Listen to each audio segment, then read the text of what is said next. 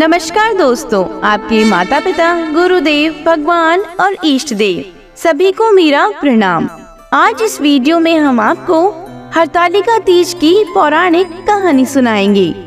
हरतालिका तीज का व्रत भाद्रपद महीने की शुक्ल पक्ष की तृतीया को किया जाता है।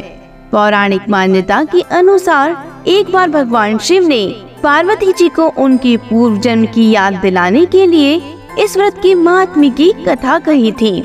भगवान शिव माता पार्वती से कहते हैं, हे गौरी, पर्वतराज हिमालय पर स्थित गंगा के तट पर तुमने अपनी बाल अवस्था में 12 वर्षों तक घोर तप किया था। इतनी अवधि तुमने अन्न न खाकर पेड़ों के सूखे पत्ते चबाकर व्यतीत किए थे।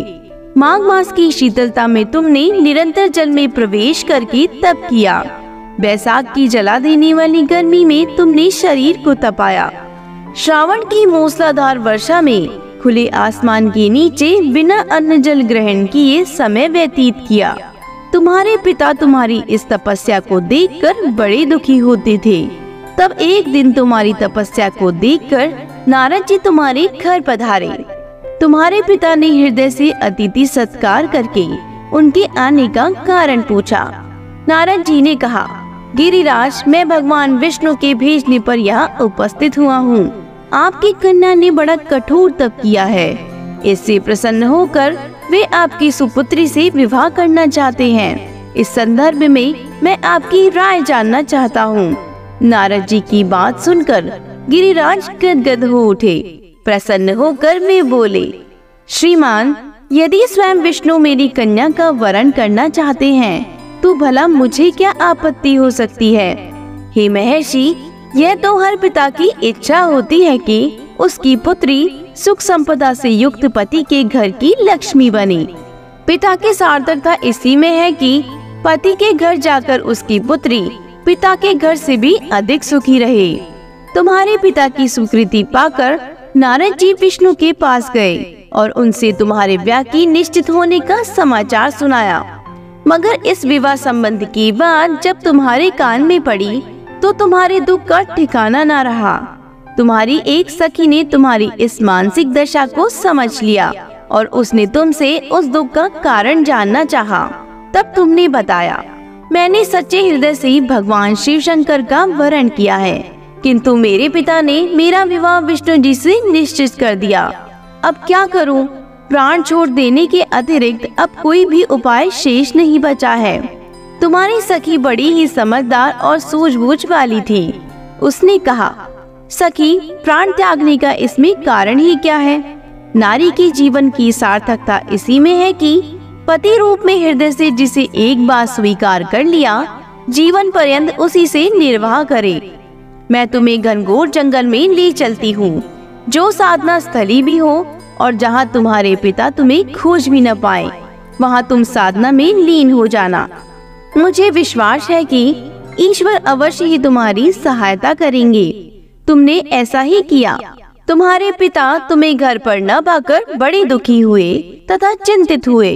वे सोचने लगे कि तुम जाने कहाँ चली गई। मैं विष्णु जी से उसका विवाह करने का प्रण कर चुका हूँ। यदि भगवान विष्णु बारात लेकर आ गए और कन्या घर पर न हुई तो बड़ा अपमान होगा।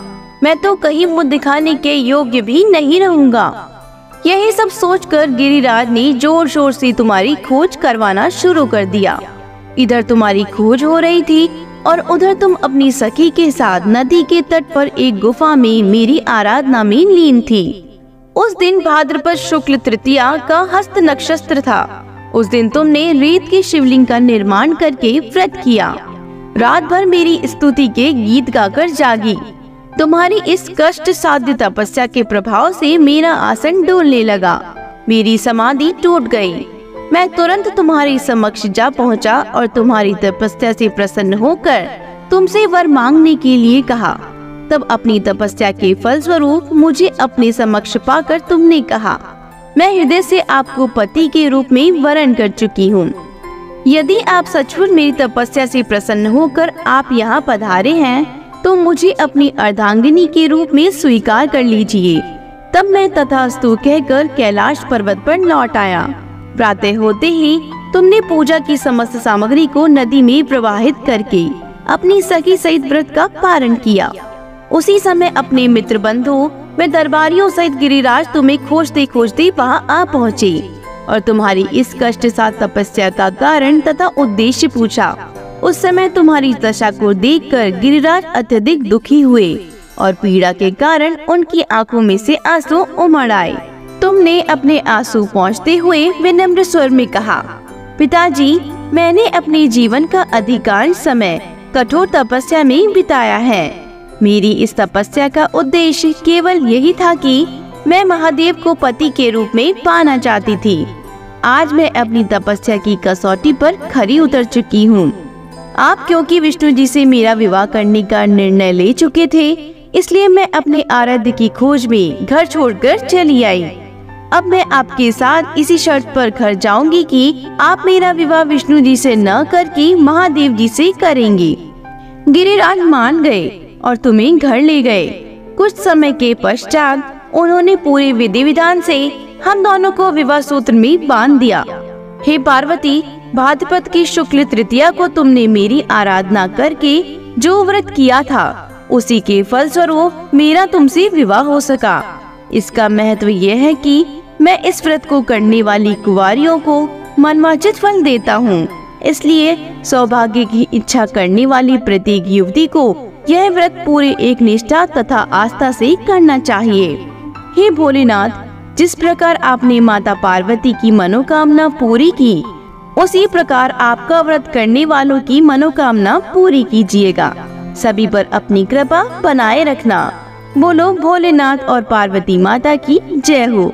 अगर आपको हमारी कहानी पसंद आई हो तो हमारे चैनल को लाइक, शेयर एंड सब्सक्राइब जरूर करें और बेल नोटिफिकेशन को भी ऑन कर लें, जिससे आने वाले सभी व्रत और त्योहारों की जानकारी आपको मिलती रहेगी।